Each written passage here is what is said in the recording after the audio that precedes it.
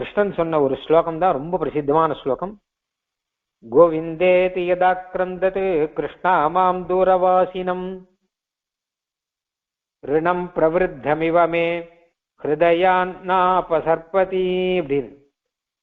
சஞ்சயா, நான் எதை மறந்தாலும் மறப்பேன். என்னால மறக்க முடியாதது ஒண்ணு உண்டு. நான் பாண்டவர்களை மறந்தாலும் மறந்துடுவேன், விட்டாலும் விட்டுடலாம். எனக்கு பெரிய விஷயம் கிடையாது இது. யார் வேணா என்ன வேணா பண்ணிக்கோங்க அப்படின்னு சொல்லிட்டு விட்டுடுவேன். முதல்ல கண்ணன் என்ன சொன்னான்னு கேட்டா, பாண்டவர்களுக்கு ராஜ்யத்தை நான் வாங்கி கொடுக்கணும், நான் அதுக்காக நான் இருக்கேன்னு சொல்றேன்.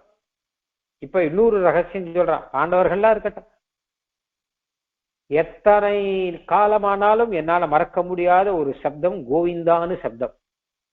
அது திரௌபதி கௌரவ சபையில அன்னைக்கு கத்திருக்காள். நான் அந்த இடத்துல இல்ல. கோவிந்தே யதாக்ரந்தத் வஸ்திராபகரணம் பண்ணும்போது நான் தான் அவளை காப்பாத்துவேன் அப்படின்னு ஒரு பூர்ணமான விசுவாசத்தோடு கூட கோவிந்தான்னு கத்தினா இல்லையா, அது என் காதுல வந்து விழுந்ததே. அந்த ஓலத்தை என்னால மறக்க முடியாது. இப்ப இல்ல, எத்தனை அவதாரம் எடுத்தாலும் என்னால் மறக்க முடியாது. கிருஷ்ணா மாம் தூரவாசினம் ரிணம் பிரவருத்தமிவமே.